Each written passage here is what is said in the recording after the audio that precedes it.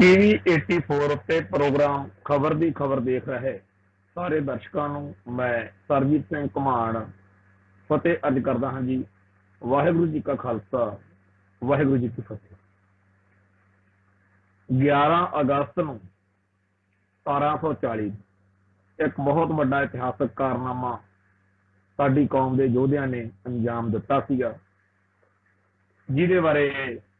अज चर्चा करनी बन गई। इतिहासकार अनुसार 11 अगस्त 1740 ਨੂੰ भाई सुखा सिंह ते भाई महताब सिंह ने मसे रंगड़ का सिर वड्ढिया। असीं बचपन च पिंडां दे विच जदों कोठियां उत्ते स्पीकर लगने तां कुलदीप मानक दा एक गाना कन्नां च पैना, मसे दा लै गए सिर वड्ढ के, सिंह सूर में गोविंद दे प्यारे मसे दा लै गए सिर वड्ढ के। मसे रंगड़ का प्रसंग तकरीबन हरेक ढाडी ने गाया, हरेक कलाकार ने कोई ना कोई गीत या पूरा प्रसंग जिहड़ा है वो मसे रंगड़ बारे गाया। मसे रंगड़ दे बारे साडे मनां दे विच बेतहाशा नफरत होनी सुभाविक। सिੱਖੀ ਅਤੇ ਸਿੱਖਾਂ ਨੂੰ मार मुकाउण दे लई बड़े जालम ते बुच्चड़ लोग इतिहास विच सानूं टकरे है। मसा रंगड़ उन्हां सारियां दे विचों एक वक्री तरह की, क्योंकि ये दरबार साहिब दे विच बैठ के जिथे साडे पावन स्वरूप साहिब श्री गुरु ग्रंथ साहिब जी जिथे उन्हां दे स्वरूप विराजमान करके सदियां तो सिख नतमस्तक हुंदे, साडा सब तो मुकद्दस स्थान,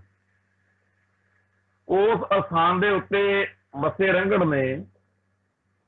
पलंग लगा के उत्थे कंजरियां नचाइयां, शराबां पीतियां ते होर अपद्दर बहुत ज्यादा भैड़े हल्के दर्जे दीयां गल्लां उन्हें उत्थे कीतियां। ते जो कुछ उन्हें कीता वो साडी कौम दे इतिहास दे विच बहुत ज्यादा सानूं दुख देण वाला है। दसदे आ भी थोड़ा समा पहला नादर शाह जिहड़ा सीगा वो जदों काबल कधार तो चढ़ के आया ते लाहौर रुकण तो बाद दिल्ली फतेह करके उन्हें सारे इलाके दे विच लुੱਟਮਾਰ कीती ते लोकां नूं लुੱਟਦਾ मारदा, करोड़ां दे हीरे जवाहरात सोने कारीगर औरतां इतों तक कि जिहड़ा दिल्ली का बादशाह सीगा उहदी जवान धी नाल विआह करा के कोहेनूर हीरा तख्ते ताऊस ये सारा कुछ लैके वो ईरान नूं वापस जदों चलिया तां मई 1739 नूं तीजे हफ्ते नादर शाह की फौज जदों पंजाब वाले खिते विच दी लंघ के जा रही सी तां सिखां ने इत्थे हमले करके तकरीबन सारियां हिंदू औरतां छड़वा लईआं ते बहुत वड्डी मात्रा दे विच ਉਹਦਾ ਜਿਹੜਾ ਲੁੱਟਿਆ ਹੋਇਆ ਮਾਲ ਸੀ ਉਹਦੇ ਵਿੱਚੋਂ ਵੀ ਅਸਲਾ ਤੇ ਘੋੜੇ ਤੇ ਹੋਰ ਚੀਜ਼ਾਂ ਜਿਹੜੀਆਂ ਸੀ ਸਿੰਘਾਂ ਨੇ ਖੋਲੀਆਂ। ਜਦੋਂ ਨਾਦਰ ਸ਼ਾਹ ਦਿੱਲੀ ਤੋਂ ਚੱਲਦਾ ਹੋਇਆ ਲਾਹੌਰ ਪਹੁੰਚਿਆ ਤਾਂ ਉਹਨੇ ਪੰਜਾਬ ਦੇ ਸੂਬੇਦਾਰ ਜ਼ਕਰੀਆ ਖਾਨ ਤੋਂ ਪੁੱਛਿਆ ਵੀ ਆ ਜਿਨ੍ਹਾਂ ਨੇ ਮੇਰਾ ਖਹਿੜਾ ਹੀ ਨਹੀਂ ਛੱਡਿਆ, ਦਿੱਲੀ ਤੋਂ ਲੈ ਕੇ ਲਾਹੌਰ ਤੱਕ ਮੈਨੂੰ ਤੰਗ ਕਰਦੇ ਆਏ ਆ, ਔਰਤਾਂ ਜਿਹੜੀਆਂ ਹਿੰਦੂਆਂ ਦੀਆਂ ਸੀਗੀਆਂ ਉਹ ਵੀ ਛੁਡਾ ਕੇ ਲੈ ਗਏ, होर जिहड़ा माल असबाब पैसा तेला धन दौलत बथेरी लुट ली, असला बथेरा इन्हां ने लुटिया, ये है कौन? ते जकरिया खान जिहड़ा सी वो कहंदा जी ये सिख कहंदे आ, इन्हां नूं ना ये हिंदू ने ना ये मुसलमान ने, ये बागी लोग ने, घोड़ियां दीयां काठियां ते रहिंदे आ, घाह फूस खांदे आ, इन्हां दा घोड़ा ते इन्हां दा हथियार बड़ा शानदार हुंदा ते ना मरदे आ खत्म हुंदे आ ते ना मुकदे आ। साडियां कई पोस्टां जिहड़ियां ने वो इन्हां नूं मुकाउंदियां दीयां साडियां लंघ गईयां, पर ये वधदे फुलदे आ ते कहंदे ने भी अमृतसर दे दरबार साहिब दे सरोवर दे दर्शन इशनान करके इन्हां दे विच कोई जान ही पै जांदी ते ਜਿਹੜਾ ਇਹਨਾਂ ਦੇ ਗੁਰੂ ਪਾਤਸ਼ਾਹ ਨੇ ਇਹਨਾਂ ਨੂੰ ਅੰਮ੍ਰਿਤ ਦੀ ਦਾਤ ਬਖਸ਼ੀ ਆ, ਬਸ ਪਤਾ ਨਹੀਂ ਕੀ ਆ, ਮੁੱਠੀ ਮੁੱਠੀ ਛੋਲਿਆਂ ਦੀ ਖਾ ਕੇ ਤੇਰੇ ਲੰਗਰਾਂ ਚੋਂ ਘੂਰ ਘੂਰ ਮੌਤ ਨੂੰ ਡਰਾਵੇ ਤੇਰਾ ਖਾਲਸਾ। ਸੋ ਇਹਨਾਂ ਦੇ ਬਾਰੇ ਕੀ ਗੱਲ ਪੁੱਛਦੇ ਹੋ? ਨਾਦਰ ਸ਼ਾਹ ਨੂੰ ਜਦੋਂ ਇਹ ਸਾਰੀਆਂ ਗੱਲਾਂ, ਸਾਰੀਆਂ ਰਿਪੋਰਟਾਂ ਜ਼ਕਰੀਆ ਖਾਨ ਨੇ ਦਿੱਤੀਆਂ ਤਾਂ ਨਾਦਰ ਸ਼ਾਹ ਕਹਿੰਦਾ ਸੁਣ ਕੇ ਸਾਰੀ ਗੱਲ ਰਮੇ ਤੇ ਸ਼ਾਂਤੀ ਨਾਲ ਦੂਰ ਅੰਦੇਸ਼ੀ ਦੇ ਨਾਲ ਉਹਨੇ ਗੱਲ ਨੂੰ ਵਿਚਾਰਿਆ। ਕਹਿੰਦਾ ਫਿਰ ਉਹ ਦਿਨ ਦੂਰ ਨਹੀਂ ਜਦੋਂ ਇਹ ਲੋਕ ਤੁਹਾਡੀ ਹਕੂਮਤ ਖੋਹ ਲੈਣਗੇ, ਇਹ ਬਾਦਸ਼ਾਹ ਬਣਨਗੇ। ਜ਼ਕਰੀਆ ਖਾਨ ਜਦੋਂ ਇਹ ਗੱਲ ਉਹਨੇ ਸੁਣੀ, ਨਾਦਰ ਸ਼ਾਹ ਦਾ ਚਲਾ ਗਿਆ, ਪਰ ਬਾਅਦ ਵਿੱਚ ਜ਼ਕਰੀਆ ਖਾਨ ਨੇ ਇਸ ਗੱਲ ਨੂੰ ਬਹੁਤ ਡੂੰਘਾਈ ਨਾਲ ਸੋਚਿਆ। ਉਹਨੇ ਆਖਿਆ ਵੀ ਜੇ ਮੇਰੇ ਤੇ ਇਹਨਾਂ ਨੇ ਕੱਲ ਨੂੰ ਹਾਵੀ ਹੋਣਾ, ਇਹ ਤੋਂ ਪਹਿਲਾਂ ਮੈਂ ਹੀ ਇਹਨਾਂ ਦਾ ਕੰਡਾ ਕੱਢ ਦੇਵਾਂ। ਸੋ ਉਹਨੇ ਬੜੇ ਵੱਡੇ ਪੱਧਰ ਦੇ ਉੱਤੇ ਸਿੱਖਾਂ ਦੇ ਕਤਲੇਆਮ ਦਾ ਐਲਾਨ ਕਰ ਦਿੱਤਾ, ਜਿਹਦੇ ਵਿੱਚ ਇਨਾਮ ਦੇ ਤੇ ਸਿਰਾਂ ਦੇ ਮੁੱਲ ਰੱਖਤੇ ਸਿੱਖਾਂ ਦੇ ਕਿ ਜਿੱਥੇ ਜਿਹੜਾ ਮਿਲਦਾ ਉਹਨੂੰ ਮਾਰ ਦਿਓ, ਤੇ ਜਿਹੜਾ ਉਹਦੀ ਸਜ਼ਾ ਸੂਲ ਹੋਊਗਾ ਉਹਨੂੰ ਆਹ ਇਨਾਮ ਦੇਵਾਂਗੇ। ਪੰਜਾਬ ਦੇ ਵਿੱਚ ਬਹੁਤ ਵੱਡੇ ਭੈੜੇ ਤੇ ਭੱਦੇ ਤਰੀਕੇ ਦੇ ਨਾਲ ਸਿੱਖਾਂ ਦਾ ਕਤਲੇਆਮ ਸ਼ੁਰੂ ਹੋਇਆ, ਨਸਲਕੁਸ਼ੀ ਸ਼ੁਰੂ ਹੋਈ। ਥਾਂ ਥਾਂ ਦੇ ਉੱਤੇ ਸਿੱਖਾਂ ਦਾ ਜਿਹੜਾ ਘਾਣ ਉਸ ਦੌਰ ਵਿੱਚ ਹੋਇਆ, ਔਰ ਇੰਨਾ ਵੱਡੇ ਪੱਧਰ ਤੇ ਸਿੱਖਾਂ ਦਾ ਉੱਥੇ ਨਸਲਕੁਸ਼ੀ ਹੋਈ ਕਿ ਇਹ ਦਿਖਾਉਣ ਦੇ ਲਈ ਕਿ ਅਸੀਂ ਜਿਉਂਦੇ ਅਸੀਂ ਜਾਗਦੇ। ਭਾਈ ਬੋਤਾ ਸਿੰਘ ਤੇ ਭਾਈ ਗਰਜਾ ਸਿੰਘ ਨੇ ਫਿਰ ਖਾਲਸੇ ਦਾ ਰਾਜ ਹੋ ਗਿਆ ਕਹਿ ਕੇ ਝੰਡਾ ਗੱਡਤਾ, ਤੇ ਇਸ ਇਲਾਕੇ ਦੇ ਵਿੱਚ ਅੰਮ੍ਰਿਤਸਰ ਦੇ ਮਾਝੇ ਏਰੀਏ ਦੇ ਵਿੱਚ ਉਹਨਾਂ ਨੇ ਸ਼ਹਾਦਤ ਤੱਕ ਜੰਗ ਲੜ ਕੇ ਖਾਲਸੇ ਦੀ ਹੋਂਦ ਹਾਸੀ ਆ ਜਿਹੜੀ ਉਹਦਾ ਪ੍ਰਗਟਾਵਾ ਕੀਤਾ, ਸਿੱਖਾਂ ਦੇ ਬਾਗੀ ਜਾਂ ਬਾਦਸ਼ਾਹ ਹੋਣ ਦੇ ਗੁਣ ਦਾ ਇਜ਼ਹਾਰ ਕੀਤਾ। ਤੇ ਇਸ ਸਾਰੇ ਸਮੇਂ ਦੌਰਾਨ ਜਦੋਂ ਸਿੱਖਾਂ ਤੇ ਏਡੀ ਵੱਡੀ ਤਬਦੀਲੀ ਹੋ ਰਹੀ ਸੀ, ਇੰਨਾ ਵੱਡਾ ਜ਼ੁਲਮ ਹੋ ਰਿਹਾ ਸੀ, ਤਾਂ ਉਸ ਦੌਰ ਦੇ ਵਿੱਚ ਸਿੱਖ ਜਿਹੜੇ ਸੀਗੇ ਉਹ ਮਾਝੇ ਦਾ ਇਲਾਕਾ ਛੱਡ ਕੇ ਜੰਗਲਾਂ ਪਹਾੜਾਂ ਬੇਲਿਆਂ ਦੇ ਵਿੱਚ ਰਾਜਸਥਾਨ ਦੇ ਟਿੱਬਿਆਂ ਦੇ ਵਿੱਚ ਜਾ ਕੇ ਰਹਿਣ ਲੱਗ ਪਏ ਸੀਗੇ। ਉਸ ਦੌਰ ਵਿੱਚ ਅੰਮ੍ਰਿਤਸਰ ਦੇ ਵਿੱਚ ਦਰਬਾਰ ਸਾਹਿਬ ਦੇ ਵਿੱਚ ਫਿਰ ਵੀ ਕਦੇ ਨਾ ਕਦੇ ਕਿਸੇ ਨਾ ਕਿਸੇ ਰੂਪ ਵਿੱਚ ਸਿੱਖ ਭੇਸ ਬਦਲਾ ਕੇ ਆਉਂਦੇ ਜਾਂ ਕਿਸੇ ਹੋਰ ਢੰਗ ਤਰੀਕੇ ਨਾਲ ਘੋੜਿਆਂ ਤੇ ਚੜ੍ਹੇ ਚੜਾਏ ਆਉਂਦੇ, ਪਰ ਉਹ ਅੰਮ੍ਰਿਤਸਰ ਦੇ ਦਰਸ਼ਨ ਇਸ਼ਨਾਨ ਕਰਨ ਦਾ ਹਰ ਹੀਲਾ ਕਰਦੇ। ਇੱਥੇ ਮੱਸੇ ਰੰਗੜ ਦੀ ਡਿਊਟੀ ਲਾਤੀ ਉਹਨੇ, ਜ਼ਕਰੀਆ ਖਾਨ ਨੇ। ਉਹ ਮੱਸੇ ਰੰਗੜ ਦਾ ਪਿੰਡ ਜਿਹੜਾ ਸੀਗਾ ਉਹ ਅੰਮ੍ਰਿਤਸਰ ਤੋਂ ਕਹਿੰਦੇ 3-4 ਮੀਲ ਸੀਗਾ। ਉਹ ਇੱਥੇ ਦਰਬਾਰ ਸਾਹਿਬ ਦੇ ਵਿੱਚ ਪੱਕਾ ਹੀ ਡੇਰਾ ਲਾ ਕੇ ਬਹਿ ਗਿਆ, ਤੇ ਅੰਦਰ ਉਹਨੇ ਜੋ ਕੁਫਰ, ਜੋ ਕਹਿਰ ਉੱਥੇ ਢਾਇਆ, ਉਹ ਇੰਨਾ ਜ਼ਿਆਦਾ ਮਾੜਾ ਸੀਗਾ ਵੀ ਉਹ ਕਿਸੇ ਵੀ ਧਰਮ ਨੂੰ ਮੰਨਣ ਵਾਲਾ ਬੰਦਾ ਹੋਵੇ ਉਹ ਮੱਸੇ ਰੰਗੜ ਨੂੰ ਲਾਹਨਤਾਂ ਹੀ ਪਾਊ। ਸੋ ਇਸ ਸਾਰੇ ਸਮੇਂ ਦੌਰਾਨ ਕੁਝ ਸਿੱਖ ਜਿਹੜੇ ਸੀਗੇ ਇੱਥੋਂ ਪੰਜਾਬ ਦੇ ਵਿੱਚ, ਜਿਨ੍ਹਾਂ ਚੋਂ ਭਾਈ ਬਲਾਕਾ ਸਿੰਘ ਜਿਹੜਾ ਕੰਗ ਪਿੰਡ ਦਾ ਸੀਗਾ, ਉਹ ਇੱਥੋਂ ਫਿਰ ਬੀਕਾਨੇਰ ਪਹੁੰਚਿਆ, ਤੇ ਉੱਥੇ ਜਿਹੜੇ ਜਥੇ ਦੇ ਸਿੰਘ ਸੀਗੇ ਉਹਨਾਂ ਨੂੰ ਜਾ ਕੇ ਉਹਨੇ ਸਾਰੀ ਗੱਲਬਾਤ ਦੱਸੀ ਬਈ ਉੱਥੇ ਪੰਜਾਬ ਦੇ ਵਿੱਚ ਖਾਸ ਤੌਰ ਤੇ ਜਿਹੜਾ ਆਪਣਾ ਸਭ ਤੋਂ ਕੇਂਦਰੀ ਸਥਾਨ ਦਰਬਾਰ ਸਾਹਿਬ ਆ, ਉੱਥੇ ਬੜੀ ਬੇਹੁਰਮਤੀ ਹੋ ਰਹੀ ਹੈ। ਉਹ ਸੰਗਤਾਂ ਨੇ ਉੱਥੇ ਫਿਰ ਸਿੰਘਾਂ ਨੇ ਸਰਬੱਤ ਖਾਲਸਾ ਬੁਲਾਇਆ, ਤੇ ਸਰਬੱਤ ਖਾਲਸਾ ਦੇ ਵਿੱਚ ਇਹ ਮਤਾ ਪਕਾਇਆ ਗਿਆ ਕਿ ਮੱਸੇ ਰੰਗੜ ਨੂੰ ਸੋਧਾ ਲਾਉਣਾ, ਤੇ ਜਿਹੜੀ ਜਥੇਦਾਰ ਦੀ ਸ੍ਰੀ ਸਾਹਿਬ ਸੀ, ਕਿਰਪਾਨ ਸੀ, ਉਹ ਕਹਿੰਦੇ ਉੱਥੇ ਵਿਚਾਲੇ ਰੱਖ ਦਿੱਤੀ ਗਈ ਵੀ ਕੋਈ ਸਿੰਘ ਸੂਰਮਾ ਉੱਠੇ ਤੇ ਇਹ ਕਿਰਪਾਨ ਦੇ ਨਾਲ ਉਸ ਦੁਸ਼ਟ ਦਾ ਸਿਰ ਲਾ ਕੇ ਲਿਆਵੇ। ਸੋ ਭਾਈ ਮਹਿਤਾਬ ਸਿੰਘ ਮੀਰਾਕੋਟ ਤੇ ਭਾਈ ਸੁੱਖਾ ਸਿੰਘ ਮਾੜੀ ਕੰਬੋਕੀ ਵਾਲਾ, ਇਹ 2 ਸਿੰਘ ਸੂਰਮੇ ਅੰਮ੍ਰਿਤਸਰ ਵਿੱਚ ਮੱਸੇ ਰੰਗੜ ਦਾ ਸਿਰ ਵੱਢਣ ਦੇ ਲਈ ਉੱਥੇ ਸਾਰਿਆਂ ਦੇ ਸਨਮੁਖ ਉਹਨਾਂ ਨੇ ਕਿਹਾ ਕਿ ਸੱਚੇ ਪਾਤਸ਼ਾਹ ਦੇ ਦਰਬਾਰ 'ਚ ਅਰਦਾਸ ਕਰੋ। ਸੋ ਜਦੋਂ ਉੱਥੇ ਸਰਬੱਤ ਖਾਲਸਾ ਨੇ ਸੰਗਤਾਂ ਨੇ ਅਰਦਾਸਾਂ ਸੋਧਿਆ, ਇਹਨਾਂ ਨੇ ਉੱਥੋਂ ਫਿਰ ਭੇਸ ਬਦਲਾ ਕੇ ਬੜੇ ਤਰੀਕੇ ਦੇ ਨਾਲ ਪੰਜਾਬ ਦੇ ਵਿੱਚ ਆਏ, ਤੇ ਇੱਥੇ ਤਲਵੰਡੀ ਸਾਬੋ ਕੀ ਹੁੰਦੇ ਹੋਏ ਮਾਝੇ 'ਚ ਪਹੁੰਚੇ। ਤੇ ਇੱਥੇ ਆ ਕੇ ਇਹਨਾਂ ਨੇ ਜਿਹੜੇ ਚੌਧਰੀ ਹੁੰਦੇ ਸੀਗੇ ਮੁਸਲਮਾਨਾਂ ਦੇ, ਇਹਨਾਂ ਹਾਕਮਾਂ ਦੇ ਰੱਖੇ ਹੋਏ, ਉਹ ਜਿਹਾ ਭੇਸ ਜਿਹੜਾ ਸੀਗਾ ਬਦਲਾ ਲਿਆ, ਤੇ ਮਗਰਲੇ ਪਾਸੇ ਨੂੰ ਕੇਸ ਖੋਲ ਕੇ ਪੱਗਾਂ ਜਿਹੜੀਆਂ ਸੀਗੀਆਂ ਲਾਹ ਲਈਆਂ ਤੇ ਮਗਰ ਨੂੰ ਕੇਸ ਜਿਹੜੇ ਸੀਗੇ ਉਹ ਖੁੱਲੇ ਛੱਡ ਲਏ। ਤੇ ਘੋੜਿਆਂ ਦੇ ਉੱਤੇ ਚੜ੍ਹ ਕੇ ਇੱਕ ਫੇਰ ਤੋਂ ਉਹਨਾਂ ਨੇ ਠੀਕਰੀਆਂ ਜਿਹੜੀਆਂ ਸੀਗੀਆਂ ਉਹਨਾਂ ਨੂੰ ਸਿੱਕਿਆਂ ਦੇ ਰੂਪ ਦੇ ਵਿੱਚ ਵੀ ਜਿਵੇਂ ਬੋਰੀਆਂ ਭਰ ਲਈਆਂ ਤੇ ਦਰਬਾਰ ਸਾਹਿਬ ਚਲੇ ਗਏ। ਤੇ ਜਾ ਕੇ ਉੱਥੇ ਜਿਹੜੀ 11 ਅਗਸਤ 1740 ਦੀ ਇਹ ਗੱਲ ਦੱਸਦੇ ਆ, ਅੱਜ 11 ਅਗਸਤ 2020 ਹੈ। ਸੋ ਜਦੋਂ ਇਹ ਸਿੰਘ ਦੋਨੇ ਅੰਦਰ ਗਏ ਤੇ ਉੱਥੇ ਦੱਸਦੇ ਆ ਵੀ ਜਿਹੜੀ ਨੱਚਣ ਵਾਲੀ ਉਹਨਾਂ ਨੇ ਮੰਗਾਈ ਹੋਈ ਸੀਗੀ ਮੱਸੇ ਰੰਗੜ ਹੋਣਾ ਨੇ, ਤੇ ਉਹ ਉੱਥੇ ਆਪਦਾ ਡਾਂਸ ਦੇਖ ਰਿਹਾ ਸੀਗਾ ਤੇ ਸ਼ਰਾਬ ਪੀ ਕੇ ਹੋਰ ਆਪਦੀਆਂ ਭੈੜੀਆਂ ਹਰਕਤਾਂ ਦੇ ਨਾਲ ਖਾਲਸੇ ਦੀ ਉਸ ਪਵਿੱਤਰ ਧਰਤੀ ਨੂੰ ਅਪਵਿੱਤਰ ਕਰ ਰਿਹਾ ਸੀ। ਸੋ ਗੁਰੂ ਦੇ ਪਿਆਰੇ ਖਾਲਸੇ ਨੇ ਉੱਥੇ ਜਾ ਕੇ ਇਸ ਤਰੀਕੇ ਨਾਲ ਦਿਖਾਵਾ ਕੀਤਾ ਜਿਵੇਂ ਚੌਧਰੀ ਜਿਹੜੇ ਨੇ ਉਹ ਕਿਸੇ ਪਿੰਡ ਦਾ ਮਾਮਲਾ ਤਾਰਨ ਆਏ ਨੇ, ਕਿਉਂਕਿ ਉਦੋਂ ਚੌਧਰੀ ਜਿਹੜੇ ਹੁੰਦੇ ਸੀ ਪੰਜਾਬ ਦੇ ਪਿੰਡਾਂ ਦੇ ਵਿੱਚ ਇਸ ਤਰ੍ਹਾਂ ਹੁੰਦੇ ਸੀ ਰੱਖੇ, ਜਿਨ੍ਹਾਂ ਦਾ ਕੰਮ ਸੀਗਾ ਕਿ ਮਾਮਲਾ ਇਕੱਠਾ ਕਰਕੇ ਸਰਕਾਰ ਨੂੰ ਉੱਥੇ ਦੇ ਕੇ ਆਉਣਾ। ਸੋ ਮੱਸੇ ਰੰਗੜ ਨੂੰ ਲੱਗਿਆ ਵੀ ਚਲੋ ਵਧੀਆ ਹੈ, ਤਾਂ ਬੈਠੇ ਬੈਠਾ ਨੂੰ ਐਡੀਆਂ ਬੋਰੀਆਂ ਭਰੀ ਫਿਰਦੇ ਆ,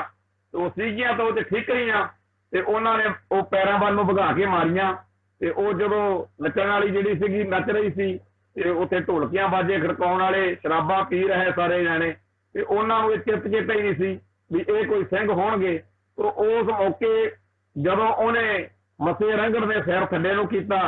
ਤਾਂ ਗੁਰੂ ਦੇ ਪਿਆਰੇ ਸਿੰਘਾਂ ਨੇ ਉਹਦਾ ਧੌਣ ਤੋਂ ਵਾਰ ਕਰਕੇ ਗਾਟਾ ਜਿਹੜਾ ਸੀਗਾ ਉਹ ਲਾਹ ਦਿੱਤਾ। ਤੇ ਉਹ ਤੋਂ ਫਿਰ ਲੈ ਕੇ ਸਿੰਘ ਘੋੜਿਆਂ ਦੇ ਉੱਤੇ ਸਵਾਰ ਹੋ ਕੇ ਭਾਵੇਂ ਚੱਪੇ ਚੱਪੇ ਉੱਤੇ ਜਿਹੜੇ ਸੀਗੇ ਸੂਈਏ ਤੇ ਪੁਲਿਸ ਫੌਜ ਮੁਗਲ ਹਾਕਮਾਂ ਦੀ ਥਾਂ ਥਾਂ ਤੇ ਹਰ ਹਰਲ ਕਰਦੀ ਫਿਰਦੀ ਸੀ, ਪਰ ਗੁਰੂ ਸਾਹਿਬ ਦੇ ਓਟ ਆਸਰੇ ਇਹ ਸਿੰਘ ਤਲਵੰਡੀ ਸਾਬੋ ਕੀ ਹੁੰਦੇ ਹੋਏ ਬੀਕਾਨੇਰ ਬੁੱਢਾ ਜੋਹੜ ਜਿਹੜਾ ਸਥਾਨ ਆ ਉੱਥੇ ਪਹੁੰਚ ਗਏ।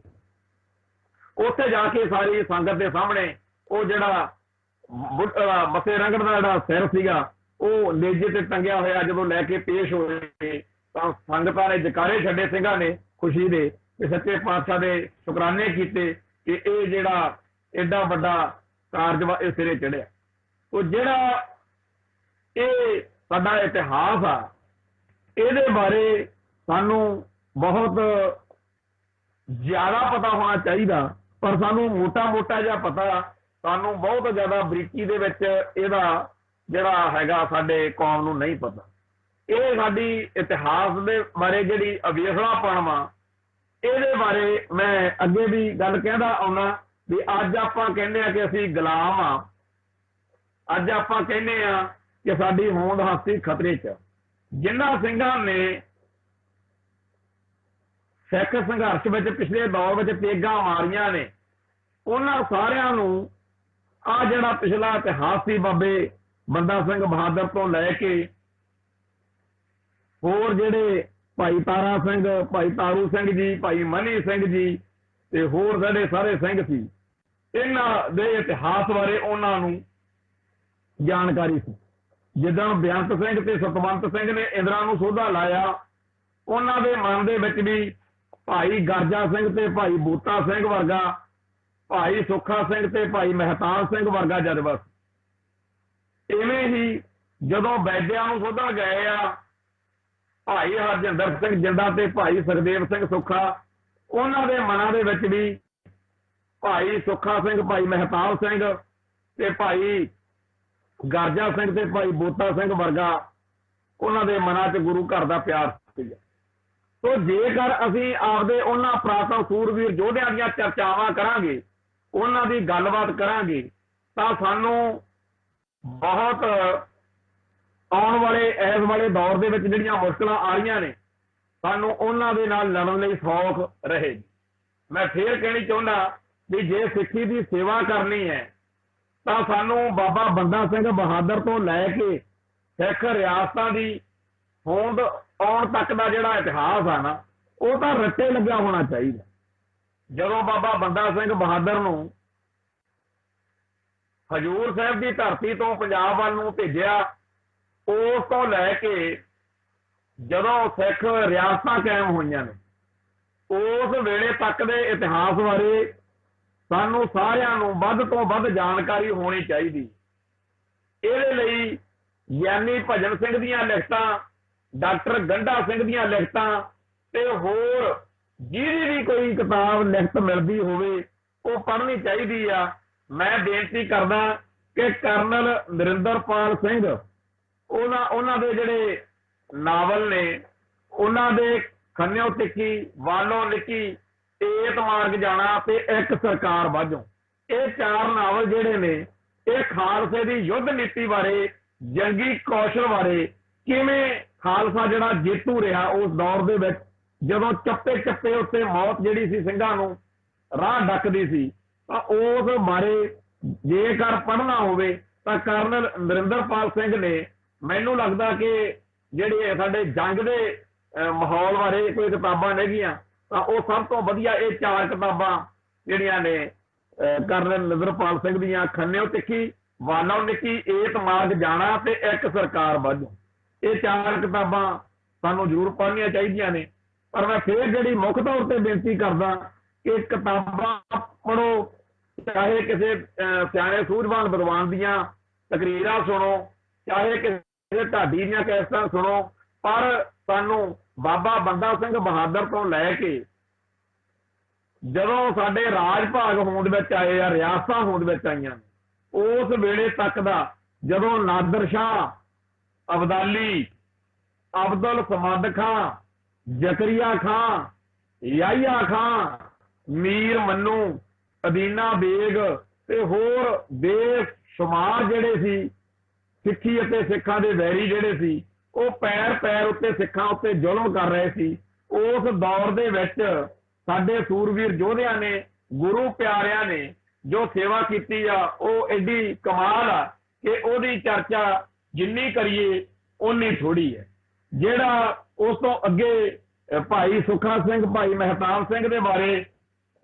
ਜਿੱਥੇ ਆਪਾਂ ਗੱਲ ਛੱਡ ਦਿੰਦੇ ਆ, ਉਸ ਤੋਂ ਅੱਗੇ ਵੀ ਸਾਨੂੰ ਪਤਾ ਹੋਣਾ ਚਾਹੀਦਾ ਕਿ ਕਿਵੇਂ ਇਹਨਾਂ ਸਿੰਘਾਂ ਨੇ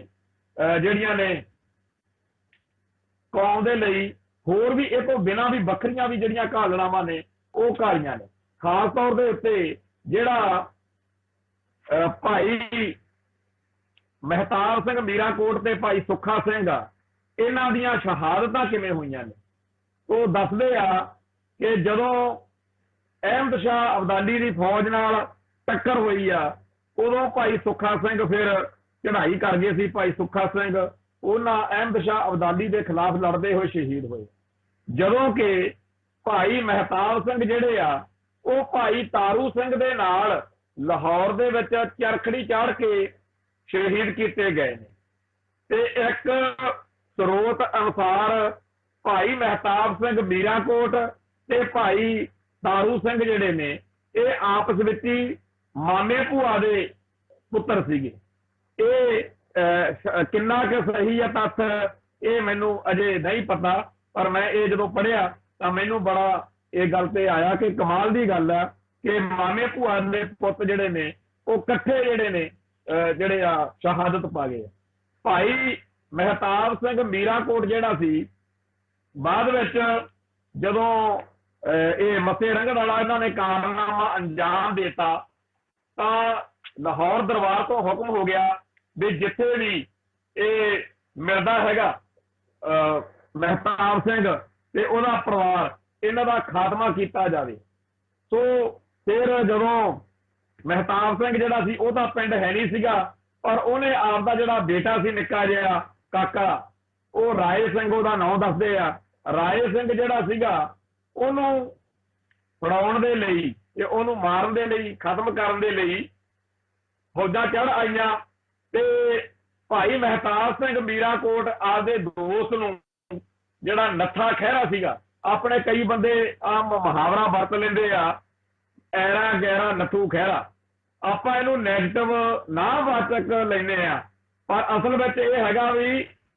ਚੜ੍ਹਦੀ ਕਲਾ ਦੀ ਗੱਲ ਆ ਇਹ, ਬਈ ਐਰਾ ਗੈਰਾ ਨੱਥਾ ਖਹਿਰਾ ਨਹੀਂ ਬਣ ਸਕਦਾ। ਉਹਦਾ ਭਾਵ ਇਹ ਆ ਕਿ ਜਿਹੜਾ ਨੱਥਾ ਸੀ ਖਹਿਰਾ, ਇਹ ਇਹੋ ਜਿਹਾ ਯਾਰ ਦੋਸਤ ਸਿੱਧ ਹੋਇਆ ਜਿਹਨੇ ਪੱਗ ਵਟਾਈ ਦੀ ਲਾਜ ਰੱਖੀ ਤੇ ਮਹਿਤਾਬ ਸਿੰਘ ਮੀਰਾਂਕੋਟ ਦੇ ਪੁੱਤ ਨੂੰ ਫੜ ਕੇ ਮਾਰਨ ਦੇ ਲਈ, ਸ਼ਹੀਦ ਕਰਨ ਦੇ ਲਈ ਜਦੋਂ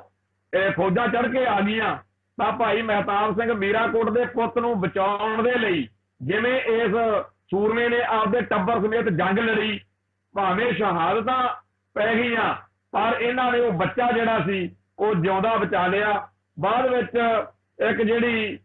ਕੰਬੋ ਜਾਤੀ ਦੀ, ਕੰਬੋ ਬਰਾਦਰੀ ਦੀ ਸਾਗ ਜਿਹੜੀ ਸੀ ਫੁੱਲ ਚੁੱਕਦੀ ਫਿਰਦੀ ਜਾਂ ਸਾਗ ਦੱਸਦੇ ਆ ਵੀ, ਉਹ ਬੀਬੀ ਜਿਹੜੀ ਸੀਗੀ ਉਹਨੇ ਫੱਟੜ ਹੋਏ ਰਾਏ ਸਿੰਘ ਨੂੰ, ਭਾਈ ਮਹਿਤਾਬ ਸਿੰਘ ਮੀਰਾਂਕੋਟ ਦੇ ਬੇਟੇ ਨੂੰ ਉਹਨੇ ਦੇਖ ਲਿਆ ਤੇ ਉਹ ਉਹਨੂੰ ਬਚਾ ਕੇ ਰਡਿਆਲੇ ਪਿੰਡ ਲੈ ਆਈ। ਰਡਿਆਲੇ ਪਿੰਡ ਉੱਥੇ ਭਾਈ ਜਿਹੜਾ ਸੀਗਾ ਰਾਏ ਸਿੰਘ, ਇਹਦੇ ਤਾਏ ਦਾ ਘਰ ਸੀਗਾ ਉੱਥੇ, ਜਾਣੀ ਕਿ ਰਡਿਆਲੇ ਪਿੰਡ ਦੇ ਵਿੱਚ ਭਾਈ ਮਹਿਤਾਬ ਸਿੰਘ ਮੀਰਾਂਕੋਟ ਦਾ ਭਰਾ ਰਹਿੰਦਾ ਹੁਣ। ਤੇ ਉੱਥੇ ਜੀ ਉਹਨਾਂ ਨੇ ਉਹਦਾ ਇਲਾਜ ਕਰਾਇਆ ਤੇ ਬਾਅਦ ਵਿੱਚ ਕਿਉਂਕਿ ਜਿਹੜਾ ਰਾਏ ਸਿੰਘ ਦਾ ਪਰਿਵਾਰ ਸੀਗਾ ਜਾਂ ਉਹਦਾ ਨਿਸ਼ਾਨੇ ਤੇ ਸੀ, ਕਿਉਂਕਿ ਜਿਵੇਂ ਹੁਣ ਖਾੜਕੂ ਲਹਿਰ ਦੇ ਵਿੱਚ ਸਾਰੇ ਪਰਿਵਾਰਾਂ ਨੂੰ ਹੀ ਖਤਮ ਕਰ ਦਿੰਦੇ ਸੀਗੇ, ਜਿਵੇਂ ਬਾਬੇ ਮਾਨੋ ਚਾਹਲ ਦੇ ਪਰਿਵਾਰ ਦੇ ਕਿੰਨੇ ਜੀ, ਬਾਬਾ ਜਰਨੈਲ ਸਿੰਘ ਦੇ ਪਰਿਵਾਰ ਦੇ, ਹੋਰ ਜੁਝਾਰੂਆਂ ਦੇ ਪਰਿਵਾਰਾਂ ਨੂੰ ਨਿਸ਼ਾਨਾ ਬਣਾਇਆ, ਤਾਂ ਉਵੇਂ ਹੀ ਜਿਹੜਾ ਰਾਏ ਸਿੰਘ ਸੀਗਾ ਭਾਈ ਮਹਿਤਾਬ ਸਿੰਘ ਮੀਰਾਂਕੋਟ ਦਾ ਬੇਟਾ, ਇਹਨੂੰ ਖਤਮ ਕਰਨ ਦੇ ਲਈ ਦੁਸ਼ਮਣ ਕਿਸੇ ਵੀ ਹੱਦ ਤੱਕ ਜਾ ਸਕਦਾ ਸੀ। ਸੋ ਇਸ ਕਰਕੇ ਜਿਹੜਾ ਰਾਏ ਸਿੰਘ ਸੀਗਾ ਇਹ ਫਿਰ ਭਾਈ ਮਹਿਤਾਬ ਸਿੰਘ ਮੀਰਾਂਕੋਟ ਦੇ ਨਾਲ ਹੀ ਸਿੰਘਾਂ ਦੇ ਜਥਿਆਂ ਦੇ ਵਿੱਚ ਹੀ ਰਹਿਣ ਲੱਗ ਗਿਆ ਤੇ ਉੱਥੇ ਰਹਿੰਦਿਆਂ ਹੋਇਆਂ ਹੀ ਇਹਨਾਂ ਦੇ ਫਿਰ ਇੱਕ ਜਿਹੜਾ ਵਿਆਹ ਸ਼ਾਦੀ ਤੋਂ ਬਾਅਦ ਇੱਕ ਬੇਟੇ ਦਾ ਜਨਮ ਹੋਇਆ, ਉਹਦਾ ਨਾਮ ਸੀਗਾ ਰਤਨ ਸਿੰਘ। ਜਿਹੜਾ ਰਤਨ ਸਿੰਘ ਆ ਭਾਈ ਮਹਿਤਾਬ ਸਿੰਘ ਮੀਰਾਂਕੋਟ ਦਾ ਪੋਤਾ, ਉਹ ਬਹੁਤ ਹੀ ਸਿਆਣਾ ਤੇ ਸੂਝਵਾਨ ਤੇ ਪੜ੍ਹਿਆ ਲਿਖਾ ਜਿਹੜਾ ਗੁਰਸਿੱਖ ਸੀਗਾ। ਉਹਨੂੰ ਜਦੋਂ ਪਤਾ ਲੱਗਿਆ ਉਦੋਂ ਅੰਗਰੇਜ਼ਾਂ ਦਾ ਰਾਜ ਆ ਗਿਆ ਸੀਗਾ ਤੇ ਅੰਗਰੇਜ਼ਾਂ ਨੇ ਆਖਿਆ ਬਈ ਆਪਾਂ ਸਾਰਾ ਇਹਨਾਂ ਸਿੱਖਾਂ ਦਾ ਇਤਿਹਾਸ ਲਿਖਾਉਣਾ। ਉਹਨਾਂ ਨੇ ਇੱਕ ਬੂਟੇ ਸ਼ਾਹ ਨਾਮ ਦੇ ਬੰਦੇ ਨੂੰ ਕਿਹਾ ਬਈ ਤੂੰ ਸਿੱਖ ਇਤਿਹਾਸ ਲਿਖ। ਤੇ ਭਾਈ ਰਤਨ ਸਿੰਘ ਭੰਗੂ ਜਿਹੜਾ ਸੀਗਾ ਇਹਦੇ ਖੰਡੇ ਦੇ ਕੋਲੇ, ਅਮਲੋਹ ਦੇ ਕੋਲੇ ਭੜੀ ਨਾਂ ਦਾ ਪਿੰਡ ਵਾ, ਉੱਥੇ ਇਹ ਪਰਿਵਾਰ ਜਿਹੜਾ ਸੀਗਾ ਉੱਥੇ ਰਹਿੰਦਾ ਰਿਹਾ। ਸੋ ਇਹ ਕੋਟ ਦਾ ਪੁੱਤ ਸੀਗਾ, ਪੋਤਾ ਸੀ। ਸੋ ਇਹਨੂੰ ਇਸ ਗੱਲ ਦਾ ਬੜਾ ਮਨ ਵਿੱਚ ਆਇਆ ਕਿ ਸਾਡਾ ਇਤਿਹਾਸ ਜਿਹੜਾ ਹੈਗਾ ਇਸ ਮੁਸਲਮਾਨ ਬੂਟੇ ਸ਼ਾਹ ਨੂੰ ਕੀ ਪਤਾ ਹੋਊਗਾ, ਤੇ ਜੇ ਪਤਾ ਵੀ ਹੋਊਗਾ ਇਹ ਤਾਂ ਗਲਤ ਕਰੂ। ਸੋ ਉਹਨੇ ਲੁਧਿਆਣੇ ਜਾ ਕੇ ਕੈਪਟਨ ਮਰੇ ਨੂੰ ਜਾ ਕੇ ਮੁਲਾਕਾਤ ਕੀਤੀ ਤੇ ਸਾਫ਼ ਤੌਰ ਦੇ ਉੱਤੇ ਉਹਨੂੰ ਕਿਹਾ ਕਿ ਇਹ ਜਿਹੜਾ ਸਾਡਾ ਤੁਸੀਂ ਇਤਿਹਾਸ ਇਹ ਤੋਂ ਬੂਟੇ ਸ਼ਾਹ ਤੋਂ ਲਿਖਾਉਣ ਨੂੰ ਫਿਰਦੇ ਹੋ, ਇਹ ਬਹੁਤ ਗਲਤ ਕਰ ਰਹੇ ਹੋ, ਕਿਉਂਕਿ ਇਹ ਬੰਦਾ ਜਿਹੜਾ ਹੈ ਇਹ ਸਾਡੇ ਇਤਿਹਾਸ ਨੂੰ ਠੀਕ ਨਹੀਂ ਲਿਖੇਗਾ। ਉਹ ਭਾਈ ਰਤਨ ਸਿੰਘ ਭੰਗੂ ਨੂੰ ਦੇਖ ਕੇ ਉਹਨਾਂ ਨੇ ਆਖਿਆ ਵੀ ਠੀਕ ਆ, ਫਿਰ ਤੁਸੀਂ ਲਿਖ ਲਓ ਖਾਲਸੇ ਦੇ ਤੱਥ ਜਿਹੜੇ ਨੇ ਸਹੀ ਕਰਕੇ ਸਾਰੀ ਕਿਤਾਬ ਤੁਸੀਂ ਲਿਖੋ। ਸੋ ਇਹ ਜਿਹੜੀ ਗੱਲ ਆ ਫਿਰ ਰਤਨ ਸਿੰਘ ਭੰਗੂ ਨੇ ਸਾਰੀ ਸਿੱਖਾਂ ਦੀ ਤਵਾਰੀਖ ਨੂੰ ਸਿੱਧਾ ਕਰਕੇ ਲਿਖਿਆ, ਜਿੰਨੀ ਉਹਨੂੰ ਜਾਣਕਾਰੀ ਉਹਨੂੰ ਹੋ ਸਕਦੀ ਸੀ, ਕਿਉਂਕਿ ਉਹਦਾ ਪਿਤਾ ਭਾਈ ਰਾਏ ਸਿੰਘ ਤੇ ਗਾਹਾਂ ਉਹਦਾ ਦਾਦਾ ਉਹ ਇੱਕ ਸਿੱਖ ਇਤਿਹਾਸ ਦੇ ਬੜੇ ਵੱਡੇ ਨਾਮਵਰ ਯੋਧੇ ਹੋਏ ਆ। ਸੋ ਇਸ ਕਰਕੇ ਭਾਈ ਰਤਨ ਸਿੰਘ ਭੰਗੂ ਨੇ ਜਿਹੜੀ ਕਿਤਾਬ ਲਿਖੀ ਉਹਨੂੰ ਅੱਜ ਆਪਾਂ ਸ੍ਰੀ ਗੁਰੂ ਪੰਥ ਪ੍ਰਕਾਸ਼ ਕਹਿੰਦੇ ਆ। ਆ ਜਿਹੜਾ ਮੇਰੇ ਹੱਥ ਵਿੱਚ ਸੰਗਤਾਂ ਦੇਖ ਰਹੀਆਂ ਨੇ ਸ੍ਰੀ ਗੁਰੂ ਪੰਥ ਪ੍ਰਕਾਸ਼, ਇਹ ਉਹ ਪ੍ਰਾਚੀਨ ਪੰਥ ਪ੍ਰਕਾਸ਼ ਆ ਜਿਹੜਾ ਰਤਨ ਸਿੰਘ ਭੰਗੂ ਨੇ ਲਿਖਿਆ। ਰਤਨ ਸਿੰਘ ਜਿਹੜਾ ਹੈ ਉਹ ਭਾਈ ਮਹਿਤਾਬ ਸਿੰਘ ਮੀਰਾਂਕੋਟ ਦਾ ਸਕਾ ਪੋਤਾ ਜੀ। ਤੇ ਇਸ ਸੂਰਮੇ ਨੇ ਜਿੱਥੇ ਭਾਈ ਮਹਿਤਾਬ ਸਿੰਘ ਮੀਰਾਂਕੋਟ ਨੇ ਮੱਸੇ ਰੰਗੜ ਦਾ ਸਿਰ ਕਲਮ ਨਾਲ ਲਾਇਆ, ਤਲਵਾਰ ਨਾਲ ਲਾਇਆ, ਉੱਥੇ ਜਿਹੜਾ ਸਿੱਖ ਇਤਿਹਾਸ ਦੇ ਵਿੱਚ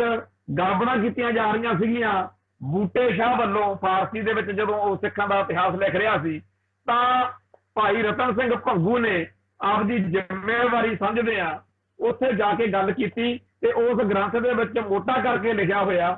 ਉसी कचहरी हम थे गए सुनने जाए बात को चिंतित पै ये मौलवी है मुसलमान कब सिखन जस करे बखान कर गोश्त हम मरीज समझायो उसको लिखे हमें दिखायो उसको देख देख अब बात उचारी इन गल खालसे कही ना सारी कहते जी मैं वो कचहरी च चले गया कैप्टन मरेरी च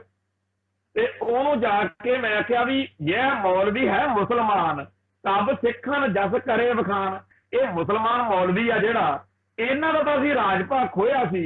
ਇਹ ਮੁਸਲਮਾਨ ਹੋਣ ਦੇ ਨਾਤੇ ਸਾਡੇ ਸਿੱਖਾਂ ਦਾ ਸੱਚਾ ਸੁੱਚਾ ਜਸ ਕਿੱਥੇ ਵਿਖਿਆਨ ਕਰੂਗਾ। ਕਰ ਗੋਸ਼ਟ ਹਮ ਮਰੀ ਸਮਝਾਇਓ, ਕਹਿੰਦਾ ਮੈਂ ਮਰੀ ਨਾਲ, ਕੈਪਟਨ ਮਰੇ ਨੂੰ ਵੀ ਉਹਦੇ ਨਾਲ ਮੈਂ ਗੱਲਬਾਤ ਕਰਕੇ ਕਿਹਾ ਵੀ ਉਸਕਾ ਲਿਖਿਆ ਹਮੇ ਦਿਖਾਇਓ, ਮੈਨੂੰ ਉਹਦਾ ਲਿਖਿਆ ਹੋਇਆ ਦਿਖਾ ਤਾਂ ਕੀ ਲਿਖਿਆ। ਕਹਿੰਦੇ ਉਸ ਤੋਂ ਦੇਖ ਹਮ ਬਾਤ ਉਚਾਰੀ, ਮੈਂ ਉਹ ਸਾਰਾ ਜਿਹੜਾ ਉਹਦਾ ਲਿਖਿਆ ਹੋਇਆ ਪੜ੍ਹ ਕੇ ਜਦੀ ਕਹਿਤਾ ਇਨ ਗੱਲ ਖਾਲਸੇ ਕਹੀ ਨਾ ਸਾਰੀ, ਇਹਨੇ ਖਾਲਸੇ ਦੀ ਸੱਚੀ ਸੁੱਚੀ ਗੱਲ ਨਹੀਂ ਕਹੀ। ਉਹ ਕਹਿੰਦੇ ਫਿਰ ਠੀਕ ਆ ਤੁਸੀਂ ਲਿਖ ਲਓ। ਤੋਂ ਜਿਹੜਾ ਸਾਡੇ ਕੋਲ ਸਾਡੇ ਸਿੱਖ ਇਤਿਹਾਸ ਦਾ ਇੱਕ ਐਡਾ ਵੱਡਾ ਸਰੋਤ ਗ੍ਰੰਥ ਸ੍ਰੀ ਗੁਰੂ ਪੰਥ ਪ੍ਰਕਾਸ਼ ਦੇ ਰੂਪ ਦੇ ਵਿੱਚ ਸਾਡੀ ਕੌਮ ਨੂੰ ਹਾਸਲ ਹੋਇਆ, ਇਹ ਵੀ ਭਾਈ ਮਹਿਤਾਬ ਸਿੰਘ ਮੀਰਾਂਕੋਟ ਦੇ ਪੋਤਰੇ ਦੀ ਕਲਮ ਦੇ ਰੂਪ 'ਚ ਕੀਤੀ ਹੋਈ ਸੇਵਾ। ਤੋਂ ਗੁਰੂ ਦੇ ਖਾਲਸੇ ਨੇ ਕਿੰਨੀਆਂ ਤੇਗਾਂ ਹੀ ਨਹੀਂ ਮਾਰੀਆਂ, ਵਿਚਾਰਧਾਰਕ ਤੌਰ ਤੇ ਆਪਦਾ ਇਤਿਹਾਸ ਸਾਂਭਣ ਦੇ ਲਈ ਜੋ ਕੀਤਾ ਉਹ ਵੀ ਸਾਨੂੰ ਪਤਾ ਹੋਣਾ ਚਾਹੀਦਾ। ਬੜੇ ਘੱਟ ਸੱਜਣ ਮਿੱਤਰ ਨੇ ਜਿਨ੍ਹਾਂ ਨੇ ਇਹ ਕਿਹਾ ਕਿ ਹਾਂਜੀ ਸਾਨੂੰ ਪਤਾ। ਬਹੁਤੇ ਲੋਕ ਕਹਿੰਦੇ ਜੀ ਸਾਨੂੰ ਤਾਂ ਇਸ ਗੱਲ ਦਾ ਨਹੀਂ ਸੀ ਪਤਾ ਕਿ ਭਾਈ ਰਤਨ ਸਿੰਘ ਭੰਗੂ ਜਿਹੜੇ ਨੇ ਉਹ ਭਾਈ ਮਹਿਤਾਬ ਸਿੰਘ ਮੀਰਾਂਕੋਟ ਵਾਲੇ ਯੋਧੇ ਦੇ ਪੋਤੇ ਸੀ। ਉਹ ਜਿਹੜੀ ਸਾਡੇ ਇਤਿਹਾਸ ਬਾਰੇ ਮੈਂ ਜਿਵੇਂ ਪਹਿਲਾਂ ਕਿਹਾ ਕਿ ਸਾਨੂੰ ਇਸ ਗੱਲ ਦੀ ਬੜੀ ਭਾਰੀ ਲੋੜ ਆ ਕਿ ਜਿਹੜਾ 18ਵੀਂ ਸਦੀ ਦਾ ਸਾਰਾ ਇਤਿਹਾਸ ਆ ਉਹ ਸਾਡੇ ਚੇਤਿਆਂ ਦੇ ਵਿੱਚ ਹੋਵੇ। ਪਰ ਸਾਡੀ ਕੌਮ ਜਿਹੜੀ ਆ ਇਸ ਪੱਖੋਂ ਬਹੁਤ ਅਵੇਸਲਾਪਣ ਦਿਖਾ ਰਹੀ ਆ, ਜਿਹਦੀ ਕਰਕੇ ਇਤਿਹਾਸ ਤੋਂ ਦੂਰ ਹੋਣ ਕਰਕੇ ਜਿਹੜੇ ਬਾਹਮਣ ਬਾਣੀਏ ਨੇ ਆ ਮੋਦੀ ਨੇ ਤੁਹਾਡੇ ਸਾਹਮਣੇ ਆਪਦੇ ਮਨਮਰਜ਼ੀ ਦੇ ਜਿਹੜੇ ਨੇ ਤੱਥ ਉਹ ਝੂਠੇ ਸੱਚੇ ਰੱਖ ਕੇ ਸਾਨੂੰ ਸਾਡਾ ਹਿੰਦੂਕਰਨ ਤੇ ਸਾਡਾ ਹਿੰਦੂਕਰਨ ਅਗਲੇ ਕਰ ਰਹੇ ਨੇ। ਸੋ ਜਿਹੜਾ ਸਿੱਖਾਂ ਦਾ ਇਤਿਹਾਸ ਬਦਲਣ ਦਾ ਉਹਨਾਂ ਦੇ ਮਨ ਵਿੱਚ ਇਹ ਕੀੜਾ ਬੜਿਆ ਹੋਇਆ, ਇਹ ਸਾਨੂੰ ਸਮਝਣਾ ਚਾਹੀਦਾ ਕਿ ਇਹ ਉਹਨਾਂ ਨੇ ਹਟਣਾ ਨਹੀਂ। ਪਰ ਜੇਕਰ ਅਸੀਂ ਆਪਦੇ ਇਤਿਹਾਸ ਤੋਂ ਜਾਣੂ ਹੋਵਾਂਗੇ ਫਿਰ ਕੰਮ ਜਿਹੜਾ ਹੈ ਉਹ ਇੰਨਾ ਸੌਖਾ ਨਹੀਂ ਉਹਨਾਂ ਲਈ। ਪਰ ਹੁਣ ਕੀ ਆ ਕਿ ਸਾਡੀ ਕੌਮ ਦੇ ਬਹੁਤੇ ਜਿਹੜੇ ਸਾਡੇ ਭਰਾ ਨੇ ਉਹ ਅਵੇਸਲਾਪਣ ਇੰਨਾ ਜ਼ਿਆਦਾ ਦਿਖਾ ਰਹੇ ਨੇ ਕਿ ਇੱਥੇ ਹੁਣ ਦੀਆਂ ਗੱਲਾਂ 1993 ਦੀ ਖਬਰ ਵਾ, ਅਕਾਲ ਤਖਤ ਸਾਹਿਬ ਦੇ ਪਿਛਲੇ ਪਾਸੇ ਇੱਕ ਮੰਦਿਰ ਬਣਾਉਣ ਲੱਗੇ ਸੀ। 1993 ਦੇ 14 ਜਨਵਰੀ ਦੇ ਅਖਬਾਰ ਦੀ ਖਬਰ ਆ ਕਿ ਇੱਥੇ ਜਿਹੜਾ ਸੀਗਾ ਇੱਕ ਮੰਦਿਰ ਬਣਾਉਣ ਦੀ ਤਿਆਰੀ ਸੀਗੀ ਕਾਠੀਆਂ ਵਾਲੇ ਬਾਜ਼ਾਰ ਦੇ ਵਿੱਚ, ਅਕਾਲ ਤਖਤ ਸਾਹਿਬ ਦੇ ਬਿਲਕੁਲ ਪਿਛਲੇ ਪਾਸੇ ਜਿਹੜੀ ਗਲਿਆਰਾ ਯੋਜਨਾ ਜਦੋਂ ਬਣ ਰਹੀ ਤੇ ਉੱਥੇ ਪੋਸਟਰ ਲਾਤੇ ਇਹਨਾਂ ਨੇ ਕਿ ਅਸੀਂ ਕਾਰ ਸੇਵਾ ਸ਼ੁਰੂ ਕਰਨੀ ਆ, ਮੰਦਿਰ ਬਣਾਉਣ ਲੱਗੇ ਆ। ਤੇ ਜਦੋਂ ਮੰਦਿਰ ਦੀ ਉਸਾਰੀ ਦਾ ਪਤਾ ਲੱਗਿਆ, ਇੱਕ ਤਾਂ ਪ੍ਰਸ਼ਾਸਨ ਨੇ ਜਦੋਂ ਦੇਖਿਆ ਕਿ ਸਿੱਖਾਂ ਦੇ ਵਿੱਚ ਬਹੁਤ ਵੱਡੀ ਇਹਦੇ ਉੱਤੇ ਪ੍ਰਤੀਕਿਰਿਆ ਹੋ ਰਹੀ ਆ ਤਾਂ ਪੁਲਿਸ ਇੱਥੇ ਪਹੁੰਚ ਗਈ। ਦੂਜੇ ਪਾਸੇ ਸਿੱਖ ਨੌਜਵਾਨਾਂ ਨੇ, ਸਿੱਖ ਜਥੇਬੰਦੀਆਂ ਨੇ ਵੀ ਆਪਦਾ ਫਰਜ਼ ਨਿਭਾਇਆ ਤੇ ਉਹ ਕਹਿੰਦੇ ਜੀ ਇੱਥੇ ਜੀ 400 ਸਾਲ ਪੁਰਾਣਾ ਮੰਦਿਰ ਆ ਤੇ ਕਹਿੰਦੇ ਜੀ ਇਹ ਜਿਹੜਾ ਮੰਦਿਰ ਆ ਅਸੀਂ ਉਹ ਹੁਣ ਕਹਿੰਦੇ ਗਲਿਆਰਾ ਯੋਜਨਾ 'ਚ ਢਹਿ ਗਿਆ ਸੀਗਾ ਤੇ ਅਸੀਂ ਇਸ 465 ਸਾਲ ਪੁਰਾਣੇ ਮੰਦਿਰ ਨੂੰ ਬਿਲਕੁਲ ਉਹੋ ਜਿਹਾ ਬਣਾਉਣਾ ਜਿਹੋ ਜਿਹਾ ਅਕਾਲ ਤਖਤ ਸਾਹਿਬ ਦਾ ਨਕਸ਼ਾ। ਤੇ ਜਦੋਂ ਇਹ ਖਬਰ ਪਤਾ ਲੱਗੀ ਤਾਂ ਸਿੱਖ ਜਥੇਬੰਦੀਆਂ ਨੇ ਸੁਨੇਹਾ ਦੇਤਾ ਵੀ 7 ਵਜੇ ਅਕਾਲ ਤਖਤ ਸਾਹਿਬ ਤੇ ਇਕੱਠੇ ਹੋ ਜਾਓ। ਤੇ ਸਿੱਖ ਨੌਜਵਾਨ ਬੜੀ ਵੱਡੀ ਗਿਣਤੀ ਵਿੱਚ ਉੱਥੇ ਪਹੁੰਚ ਗਏ ਤੇ ਜਦੋਂ ਪੁਲਿਸ ਵਾਲਿਆਂ ਨੇ ਵੀ ਦੇਖ ਲਿਆ ਵੀ ਕੰਮ ਹੁਣ ਖਰਾਬ ਆ ਤਾਂ ਫਿਰ ਜਿਹੜਾ ਮੰਦਿਰ ਕਮੇਟੀ ਦਾ ਪ੍ਰਧਾਨ ਸੀਗਾ ਨਰੇਸ਼ ਕੁਮਾਰ, ਨਾ ਉਹ ਬੌੜਿਆ ਤੇ ਨਾ ਕੋਈ ਹੋਰ ਬੌੜਿਆ ਤੇ ਇੱਥੇ ਖਾਲਸਾ ਕਾਲਜ ਵਿੱਚ ਵੀ ਉਦੋਂ ਇਸ ਮਸਲੇ ਤੇ ਹੜਤਾਲ ਕੀਤੀ ਗਈ। ਇਹ ਗੱਲ ਮੈਂ ਕਿਉਂ ਛੇੜੀ ਆ ਬਈ ਜਦੋਂ ਖਾੜਕੂ ਵਾਦੀ ਪੂਰੀ ਤੂਤੀ ਬੋਲਦੀ ਸੀ ਤੇ ਅਜੇ 1993 ਦੇ ਵਿੱਚ 14 ਜਨਵਰੀ ਨੂੰ ਜਿੱਦਣ ਇਹ ਖਬਰ ਪੜ੍ਹ ਕੇ ਸੁਣਾਈ ਆ ਤੁਹਾਨੂੰ, ਅਜੇ ਉਦੋਂ ਵੀ ਕਾਫੀ ਵੱਡੀ ਗਿਣਤੀ ਵਿੱਚ ਵੱਡੇ ਜੁਝਾਰੂ ਜਿਹੜੇ ਆ ਚੜ੍ਹਦੀ ਕਲਾ ਵਿੱਚ ਸੀ। ਭਾਈ ਸਾਹਿਬ, ਭਾਈ ਬਾਬਾ ਗੁਰਜਨ ਸਿੰਘ ਮਾਨੋ ਚਹਿਲ ਤੇ ਹੋਰ ਜਿਹੜੇ ਜੁਝਾਰੂ ਆ ਅਜੇ ਪੂਰੇ ਸਰਗਰਮ ਸੀ ਜਦੋਂ ਇਹਨਾਂ ਹਿੰਦੂਆਂ ਨੇ ਅਕਾਲ ਤਖਤ ਸਾਹਿਬ ਦੇ ਪਿਛਲੇ ਪਾਸੇ ਇੱਕ ਮੰਦਿਰ ਦਾ ਪੰਗਾ ਖੜਾ ਕਰਤਾ ਵੀ 465 ਸਾਲ ਪੁਰਾਣਾ ਮੰਦਿਰ ਸੀ ਇੱਥੇ ਸਾਡਾ, ਅਸੀਂ ਹੁਣ ਬਣਾਉਣਾ ਤੇ ਬਣਾਉਣਾ ਵੀ ਬਿਲਕੁਲ ਉਹੋ ਜਿਹਾ ਜਿਹੋ ਜਿਹਾ ਅਕਾਲ ਤਖਤ ਸਾਹਿਬ ਤੁਹਾਡਾ ਬਣਿਆ ਹੋਇਆ। ਤੁਸੀਂ ਸੋਚੋ किड्डी वड्डी हुकूमत की पिछे इन्हां दे शह होगी जिन्हां ने यह पंगा खड़ा करवाना सी। ते बाद विच जिवें राम मंदिर वाला काम होया उवें इत्थे वापरना सी। इत्थे अमृतसर दे विच सारे गली महल्लिਆਂ ਦੇ ਵਿੱਚ आले दुआले तुसीं आके देखो आ पिछले 15-20 सालों च मैं 1997 तो तकरीबन 98 तो पक्के तौर पर इत्थे अमृतसर वसेबा किया। ते चलो पहला तो कदे आ जाते सी चले जाते सी पिंड, हुण तां पिछले 20 साल तो लगातार इत्थे बैठे हैं अमृतसर। मैं आपदे अखी ये चीज़ां देखियां ने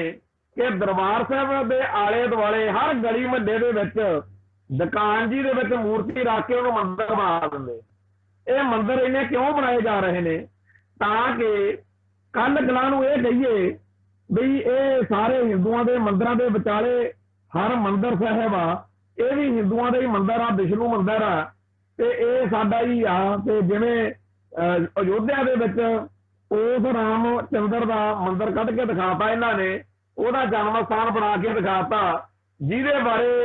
आर्या समाजी ते होर बहुत सारे लोग कहते आ भी वो होया है नहीं, वो तो कोई नावल का पात्र आ, मनोकल्पित कहानी है।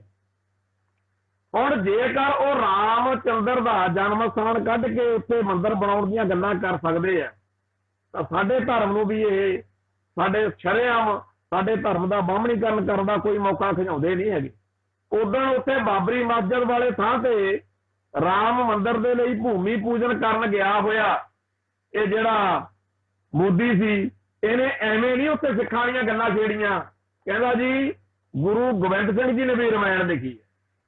ये सारियां जिहड़ियां शरारतां ने, ये जिहड़ियां सारियां उहदियां सरगर्मियां ने, ਉਹਦਾ ਕੇਂਦਰੀ ਨੁਕਤਾ ਇਹੀ ਆ ਕਿ ਸਿੱਖਾਂ ਦਾ ਹਿੰਦੂਕਰਨ ਕਰਨਾ। ਪਰ ਜੇਕਰ ਆਪਾਂ ਆਪਦੇ ਇਤਿਹਾਸ ਤੋਂ, ਜੇਕਰ ਆਪਾਂ ਆਪਦੇ ਵਿਰਸੇ ਤੋਂ ਟੁੱਟੇ ਰਵਾਂਗੇ ਫਿਰ ਤਾਂ ਉਹਨਾਂ ਲਈ ਸੌਖਾ, ਤੇ ਨਹੀਂ ਤਾਂ ਆਪਾਂ ਉਹਨਾਂ ਪ੍ਰਾਤਨ ਸਿੰਘਾਂ ਤੋਂ ਪ੍ਰੇਰਨਾ ਲੈ ਕੇ ਤਲੀ ਉੱਤੇ ਸੀਸ ਰੱਖਣ ਵਾਲੇ ਯੋਧੇ ਬਣਾਂਗੇ। ਪਰ ਜੇਕਰ ਆਪਾਂ ਪੜਾਂਗੇ ਹੀ ਨਹੀਂ ਤਾਂ ਫਿਰ ਆਪਾਂ ਨੂੰ ਪਤਾ ਕੀ ਲੱਗੂਗਾ ਕਿ ਸਾਡਾ ਇਤਿਹਾਸ ਕੀ ਹੈ। ਆਪਾਂ ਤਾਂ ਕਹਿੰਦੇ ਆ ਕੋਈ ਬਣਿਆ ਬਣਾਇਆ ਸਾਨੂੰ ਸੁਣਾ ਦੇਵੇ, ਭਾਈ ਜਿਹੜੇ ਸੁਣਾਉਣਗੇ ਉਹ ਮਨਮਰਜ਼ੀ ਦੀ ਵਿਆਖਿਆ ਕਰਨਗੇ। ਤੇ ਫਿਰ ਆ ਜਾਂਦੀ ਹੈ ਗੱਲ ਵੀ ਯਾਰ ਪੜ੍ਹੀਏ ਕਿਹਦਾ, ਇਹ ਸਾਨੂੰ ਪਤਾ ਹੋਣਾ ਚਾਹੀਦਾ ਕਿ ਲਿਖਤਾਂ ਪਹਿਲਾਂ ਤਾਂ ਕਿਤਾਬਾਂ ਲਈਦੀਆਂ ਸੀ ਇਹ ਸੋਚ ਕੇ ਕਿ ਇਤਿਹਾਸਕਾਰ ਨੇ ਸੱਚ ਹੀ ਲਿਖਿਆ ਹੋਣਾ। ਹੁਣ ਪਹਿਲਾਂ ਇਹ ਦੇਖਣਾ ਪੈਂਦਾ ਵੀ ਲਿਖੀ ਕਿਹਨੇ ਆ ਤੇ ਕਾਹਦੇ ਮਕਸਦ ਲਈ ਲਿਖੀ ਹੈ। ਸਿੱਖਾਂ ਦਾ ਬਾਹਮਣੀਕਰਨ ਕਰਨ ਵਾਲੀਆਂ, ਸਿੱਖਾਂ ਦੇ ਇਤਿਹਾਸ ਨੂੰ ਤਰੋੜਨ ਮਰੋੜਨ ਵਾਲੀਆਂ ਕਿਤਾਬਾਂ ਵੀ ਬਥੇਰੀਆਂ ਨੇ ਤੇ ਕਲਮਕਾਰ ਵੀ ਬੜੇ ਬਕਾਊ ਤੁਰੇ ਫਿਰਦੇ। ਸੋ ਜਦੋਂ ਆਪਾਂ ਬਾਜ਼ਾਰ ਦੇ ਵਿੱਚ ਜਾਂਦੇ ਆ, ਆਪਾਂ ਕੱਪੜੇ ਲੈਣੇ ਹੋਣ ਤਾਂ ਸਭ ਤੋਂ ਵਧੀਆ ਸੂਟ ਚੁੱਕੀ ਦਾ ਵੀ ਆਹ ਸਾਨੂੰ ਫਿੱਟ ਬੈਠੂ। ਸਬਜ਼ੀ ਭਾਜੀ ਲੈਣੀ ਹੋਵੇ ਤਾਂ ਸਭ ਤੋਂ ਵਧੀਆ ਸਾਫ਼ ਸੁਥਰੀ ਸਬਜ਼ੀ ਚੁੱਕਦੇ ਆ। ਜੇ ਆਪਾਂ ਕੋਈ ਆਪਦੇ ਗਾਣਿਆਂ ਦੀ ਕੋਈ ਫਿਲਮ ਲੈਣੀ ਆ, ਕੋਈ ਹੋਰ ਚੀਜ਼ ਘਰੇ ਲੈ ਕੇ ਜਾਣੀ ਆ, ਤਾਂ ਵੀ ਆਪਾਂ ਕਹਿੰਦੇ ਆ ਘਰੇ ਲਾਉਣ ਵਾਲੀ ਚੀਜ਼ ਲੈ ਕੇ ਚੱਲੀ। ਹਰ ਚੀਜ਼ ਆਪਾਂ ਵਧੀਆ ਤੋਂ ਵਧੀਆ ਭਾਲਦੇ ਆ, ਪਰ ਜਦੋਂ ਆਉਂਦੀ ਆ ਇਤਿਹਾਸ ਦੀਆਂ ਕਿਤਾਬਾਂ ਬਾਰੇ ਗੱਲ ਪਹਿਲਾਂ ਤਾਂ ਲੈਂਦੇ ਹੀ ਨਹੀਂ, ਪਰ ਜੇ ਲੈਣ ਹੀ ਚਲੇ ਜਾਈਏ ਫਿਰ ਕਹਿੰਦੇ ਆ ਜੀ ਤੇ ਵਧੀਆ ਦੀ ਫੋਟੋ ਬਣੀ ਆ ਚੱਕ ਲੈਂਦੇ ਆ, ਚੱਲੇ ਵਧੀਆ ਹੋਣੀ ਆ। ਭਾਈ ਇਹ ਵੀ ਇੱਕ ਨਿਰਖ ਹੋਣੀ ਚਾਹੀਦੀ ਆ। ਮੈਂ ਆਪਦੇ ਬਚਪਨ ਦੇ ਵਿੱਚ ਅਖਬਾਰ ਜਦੋਂ ਪੜ੍ਹਦੇ ਹੁੰਦੇ ਸੀਗੇ, ਜਿੱਦਾਂ ਮੱਸੇ ਰੰਗਣ ਵਾਲਾ ਆਇਆ ਵੀ ਅੱਜ ਮੱਸੇ ਰੰਗਣ ਵਾਲਾ ਪ੍ਰਸੰਗ ਆਉਣਾ, ਤਾਂ ਅਜੀਤ ਅਖਬਾਰ 'ਚ ਛਪਦਾ ਹੁੰਦਾ ਸੀ, ਉੱਤੇ ਲਿਖਿਆ ਹੋਇਆ ਮੱਸੇ ਰੰਗਣ ਦਾ ਸਿਰ ਵੱਢੇ ਜਾਣ ਨਾਲ ਮੁਗਲ ਰਾਜ ਦੀ ਧੜ ਕੰਬੀ। ਮੈਂ ਉਹ ਅਜੀਤ ਅਖਬਾਰ ਉਦੋਂ ਦਾ ਸਾਂਭ ਕੇ ਰੱਖਿਆ ਹੋਇਆ, ਅੱਜ ਵੀ ਮੇਰੇ ਅੱਖਾਂ ਦੇ ਸਾਹਮਣੇ ਆ ਉਹ ਅਖਬਾਰ। ਟਾਈਟਲ ਦੇਖੋ, ਸਿਰਲੇਖ ਦੇਖੋ ਕਿੱਡਾ ਧੂ ਪਾਉਣ ਵਾਲਾ ਕਿ ਮੱਸੇ ਰੰਗੜ ਦਾ ਸਿਰ ਵੱਢੇ ਜਾਣ ਨਾਲ ਮੁਗਲ ਰਾਜ ਦੀ ਧੜ ਕੰਬੀ। ਸਿਰ ਤਾਂ ਲੈ ਗਏ ਮੱਸੇ ਦਾ ਤੇ ਮੁਗਲ ਰਾਜ ਦੀ ਧੜ ਕੰਬੀ, ਕਿੱਡੇ ਕਮਾਲ ਦੇ ਸ਼ਬਦ ਨੇ। ਇਹੋ ਜਿਹੀਆਂ ਕਲਮਾਂ, ਇਹੋ ਜਿਹੇ ਲਿਖਾਰੀ ਬਥੇਰਾ ਕੁਝ ਲਿਖਦੇ ਆ, ਪਰ ਅਸੀਂ ਚੱਜ ਹਾਲ ਦੀ ਚੀਜ਼ ਨਹੀਂ ਖਰੀਦ ਰਹੇ। ਸੋ ਸਾਨੂੰ ਸਾਡੇ ਇਤਿਹਾਸ ਅਤੇ ਵਿਰਸੇ ਨਾਲੋਂ ਤੋੜਨ ਵਾਲੀਆਂ ਹਰਕਤਾਂ ਕਰਨ ਵਾਲੇ ਤਾਂ ਭਾਈ ਬਥੇਰੇ ਨੇ। ਜਿਹੜੀਆਂ ਗੱਲਾਂ ਦੇ ਨਾਲ ਅਸੀਂ ਆਪਦੀ ਕੌਮ ਨਾਲ, ਆਪਦੀ ਧਰਮ ਨਾਲ ਜੁੜਦੇ ਆ, ਉਧਰ ਧਿਆਨ ਦਿਆ ਕਰੀਏ। ਦੂਸਰੀ ਗੱਲ ਇਹ ਕਿ ਜਿਹੜੇ ਮੁਸਲਮਾਨਾਂ ਦੇ ਦੁਆਲੇ ਹੋਏ ਹੋਏ ਨੇ, ਉਹ ਸਿੱਖਾਂ ਦੇ ਦੁਆਲੇ ਵੀ ਹੋਏ ਹੋਏ ਨੇ, ਉਹਨਾਂ ਨੂੰ ਇਸ ਗੱਲ ਦੇ ਨਾਲ ਚੈਨ ਨਹੀਂ ਹੈ ਕਿ ਅਸੀਂ ਹੁਣ ਬਾਬਰੀ ਮਸਜਿਦ ਢਾਲੀ ਤੇ ਇੱਥੇ ਰਾਮ ਮੰਦਿਰ ਬਣਾ ਲਿਆਂਗੇ। ਹੁਣ ਉਹਨਾਂ ਦਾ ਨਿਸ਼ਾਨਾ ਸਿੱਖੀ ਅਤੇ ਸਿੱਖ ਨੇ। ਜਦੋਂ ਉਹ ਕੁਝ ਕਰਨਗੇ ਤਾਂ ਆਪਾਂ ਹੀ ਕੌਮ ਨੂੰ ਜਵਾਬ ਵੀ ਦੇਣਾ ਪਊ। ਹੁਣ ਗੱਲ ਇਹ ਹੈਗੀ ਆ ਵੀ ਉਹ ਏਦਾਂ ਕਿਉਂ ਕਰਦੇ। ਮੈਂ ਸਰਦਾਰ ਕਪੂਰ ਸਿੰਘ ਜੀ ਦੀਆਂ ਲਿਖਤਾਂ ਪੜ੍ਹੀਆਂ, ਉਹਨਾਂ ਨੇ ਇੱਕ ਬੜੀ ਖੂਬਸੂਰਤ ਗੱਲ ਕਹੀ, ਜਿਹੜੀ ਅੱਜ ਜਦੋਂ ਆਪਾਂ ਸ਼ਹੀਦ ਭਾਈ ਸੁੱਖਾ ਸਿੰਘ ਅਤੇ ਸ਼ਹੀਦ ਭਾਈ ਮਹਿਤਾਬ ਸਿੰਘ ਮੀਰਾਕੋਟ ਨੂੰ ਯਾਦ ਕਰਦੇ ਆ, ਜਦੋਂ ਆਪਾਂ ਮੱਸੇ ਰੰਗੜ ਦਾ ਗਾਟਾ ਲਾਉਣ ਵਾਲਾ ਐਡਾ ਵੱਡਾ ਮਹਾਨ ਕਾਰਨਾਮਾ ਚੇਤੇ ਕਰ ਰਹੇ ਆ, ਮੈਨੂੰ ਫਖਰ ਹੁੰਦਾ ਕਿ ਸਾਡੀ ਕੌਮ ਦੇ ਸੂਰਬੀਰ ਯੋਧਿਆਂ ਨੇ ਨਾਲ ਦੀ ਨਾਲ ਲੇਖਾ ਨਿਬੇੜਤਾ। ਇਹਦੀ ਅਹਿਮੀਅਤ ਜਿਹੜੀ ਆ ਉਹ ਉਦੋਂ ਸਮਝ ਆਉਂਦੀ ਆ ਜਦੋਂ ਅਸੀਂ ਹਿੰਦੂਆਂ ਨੂੰ ਕਲਪਦੇ ਦੇਖਦੇ ਆ। ਸਰਦਾਰ ਕਪੂਰ ਸਿੰਘ ਕਹਿੰਦੇ ਹੁੰਦੇ ਸੀ ਬਈ ਹਿੰਦੂ ਮਨ ਦੇ ਅੰਦਰ ਇੱਕ ਬਹੁਤ ਵੱਡੀ ਹੀਣ ਭਾਵਨਾ ਪਈ ਹੈ। ਉਹ ਇਸ ਕਰਕੇ ਪਈ ਆ ਕਿ ਜਦੋਂ ਮੁਸਲਮਾਨ ਹਮਲਾਵਰਾਂ ਨੇ ਇੱਥੇ ਹਮਲੇ ਕੀਤੇ, ਨਾ ਇਹ ਆਪਦਾ ਧਰਮ ਬਚਾ ਸਕੇ, ਨਾ ਧਰਮ ਅਸਥਾਨ ਬਚਾ ਸਕੇ, ਨਾ ਇਹ ਉਹਨਾਂ ਮੂਰਤੀਆਂ ਨੂੰ ਬਚਾ ਸਕੇ ਜਿਨ੍ਹਾਂ ਨੂੰ ਭਗਵਾਨ ਕਹਿ ਕੇ ਪੂਜਦੇ ਸੀ, ਤੇ ਇਹਨਾਂ ਦੀਆਂ ਔਰਤਾਂ, ਇਹਨਾਂ ਦੀ ਦੌਲਤ, ਇਹਨਾਂ ਦਾ ਸਭ ਕੁਝ ਅਗਲੇ ਲੁੱਟ ਕੇ ਲੈ ਗਏ। ਮਤਲਬ ਕਿ ਜਦੋਂ ਮੁਸਲਮਾਨ ਹਮਲਾਵਰਾਂ ਨੇ, ਧਾੜਵੀਆਂ ਨੇ ਹਮਲੇ ਕੀਤੇ, ਉਹਨਾਂ ਹਮਲਿਆਂ ਦੇ ਸਾਹਮਣੇ ਹਿੰਦੂ ਭਾਈਚਾਰਾ ਜਿਹੜਾ ਉਹ ਅਯੋਗ ਤੇ ਡਰਾਕਲ ਤੇ ਪੱਜਲ ਸਿੱਧ ਹੋਇਆ। ਇਹਨਾਂ ਨੇ ਉਦੋਂ ਬਿਲਕੁਲ ਨਿੱਦ ਕਰਤੀ, ਤੇ ਜਦੋਂ ਇਹਨਾਂ ਵਾਂਗੂ ਹੀ ਸਿੱਖਾਂ ਨੂੰ ਨਿਸ਼ਾਨਾ ਬਣਾਇਆ ਮੁਗਲਾਂ ਪਠਾਨਾਂ ਵੇਲੇ, ਤਾਂ ਹਰ ਵਾਰ ਗੁਰੂ ਦੇ ਪਿਆਰੇ ਖਾਲਸੇ ਨੇ ਜਿਹੜੀ ਗੁਰੂ ਸਾਹਿਬ ਨੇ ਮੱਤ ਦਿੱਤੀ ਸੀ, ਚਾਹੇ ਛੇਵੇਂ ਪਾਤਸ਼ਾਹ ਮੌਕੇ ਤੇ ਚਾਹੇ ਦਸ਼ਮੇਸ਼ ਪਾਤਸ਼ਾਹ ਮੌਕੇ, ਇਹ ਨਹੀਂ ਵੀ ਜੇ ਦੁਸ਼ਮਣ ਚੜ ਕੇ ਆ ਗਿਆ ਤਾਂ ਨੀਵੀਂ ਜੀ ਪਾ ਲਓ। ਗੁਰੂ ਦੇ ਪਿਆਰੇ ਖਾਲਸੇ ਨੇ ਉਹ ਤੇਗ ਵਾਹੀ ਕਿ ਸਾਡਾ ਇਤਿਹਾਸ ਜਿਹੜਾ ਹੈ ਜਿਉਂਦਾ ਕਰ। ਗੁਰੂ ਕਾਲ ਤੋਂ ਬਾਅਦ ਬਾਬਾ ਬੰਦਾ ਸਿੰਘ ਬਹਾਦਰ ਵੇਲੇ ਤੇ ਉਸ ਤੋਂ ਬਗੈਰ ਹੋਰ ਜਿਹੜਾ ਸਾਰਾ 18ਵੀਂ ਸਦੀ ਦਾ ਇਤਿਹਾਸ ਆ, ਜਿਹਦੀ ਮੈਂ ਬਾਰ-ਬਾਰ ਬੇਨਤੀ ਕਰਦਾ ਕਿ ਪੜ੍ਹਨਾ ਚਾਹੀਦਾ, ਉਦੋਂ ਇੱਕ ਇਹੋ ਜਿਹੀ ਜੰਗ ਹੋਈ, ਭਾਵੇਂ ਹਰ ਚੜ੍ਹਦੀ ਸਵੇਰ ਸਿੱਖਾਂ ਲਈ ਨਵੀਂ ਮੁਸ਼ਕਲ, ਨਵਾਂ ਦਸੌਂਟਾ, ਨਵਾਂ ਸੰਤਾਪ ਜਿਹੜਾ ਹੈ ਉਹ ਆਉਂਦਾ ਰਿਹਾ, ਪਰ ਸਿੱਖਾਂ ਨੇ ਹਾਰ ਨਹੀਂ ਮੰਨੀ। ਸਿੱਖ ਜੂਝਦੇ ਰਹੇ, ਸਿੱਖ ਲੜਦੇ ਰਹੇ, ਸਿੱਖ ਅੜਦੇ ਰਹੇ, ਸਿੱਖ ਹੱਸਦੇ ਰਹੇ, ਖੇਡਦੇ ਰਹੇ, ਹਾਰਦੇ ਰਹੇ, ਜਿੱਤਦੇ ਰਹੇ, ਪਰ ਗੁਰੂ ਦੇ ਪਿਆਰੇ ਖਾਲਸੇ ਨੇ ਧਰਮ ਹੇਤ ਸੀਸ ਵਾਰਨ ਦੀ ਇੱਕ ਇਹੋ ਜਿਹੀ ਰਵਾਇਤ ਤੋਰੀ, ਤੇ ਹਰ ਮੋੜ ਦੇ ਉੱਤੇ ਘੱਲੂ ਘਾਰਾ, ਹਰ ਮੋੜ ਦੇ ਉੱਤੇ ਸਾਡੇ ਇਤਿਹਾਸ ਦਾ ਪੰਨਾ ਹਰੇਕ ਲਾਲ ਹੁੰਦਾ ਰਿਹਾ। ਦਸ਼ਮੇਸ਼ ਪਿਤਾ ਤੋਂ ਬਾਅਦ ਅਗਲਾ 100 ਸਾਲ ਪੰਜਾਬ ਦੀ ਧਰਤੀ ਦੇ ਚੱਪੇ ਚੱਪੇ ਉੱਤੇ ਸ਼ਹੀਦਾਂ ਦਾ ਖੂਨ, ਸਿੰਘਾਂ ਦਾ ਖੂਨ ਡੁੱਲਦਾ ਰਿਹਾ। ਜ਼ਾਲਮਾਂ ਨੇ ਸਿੱਖਾਂ ਦੇ ਸਿਰਾਂ ਦੇ ਮੁੱਲ ਪਾਏ, ਖੋਪਰੀਆਂ ਲਾਈਆਂ, ਬੰਦ ਕਟਵਾਏ, ਪੁੱਠੀਆਂ ਖੰਨਾਂ ਲਾਈਆਂ, ਅਣ ਤਾਰਿਆਂ ਨਾਲ ਚਰਵਾਲੇ, ਪਰ ਤਨ ਆਰਿਆਂ ਨਾਲ ਚਰਵਾਉਣ ਵਾਲੇ ਬਾਵਜੂਦ ਸਿੱਖਾਂ ਨੇ ਸਿਦਕ ਨਹੀਂ ਤਿਆਗਿਆ। ਸਿੱਖਾਂ ਦੇ ਫਲਸਫੇ ਨੇ ਸਿੱਖਾਂ ਨੂੰ ਇੰਨਾ ਗੁਣਵਾਨ, ਇੰਨਾ ਬਲਵਾਨ, ਇੰਨਾ ਅਣਖ ਗੈਰਤ ਵਾਲਾ ਤੇ ਸਰਬੱਤ ਦੇ ਭਲੇ ਮੰਗਣ ਵਾਲਾ ਇਹੋ ਜਿਹਾ ਗੁਰਸਿੱਖ ਬਣਾ ਦਿੱਤਾ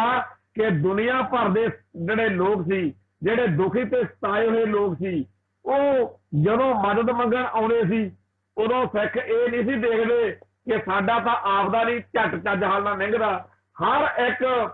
ਦੁਖੀ ਦੇ ਲਈ ਸਿੰਘਾਂ ਦੇ ਦਰਵਾਜ਼ੇ ਸਦਾ ਖੁੱਲੇ ਰਹੇ, ਤੇ ਘੋੜ ਸਵਾਰ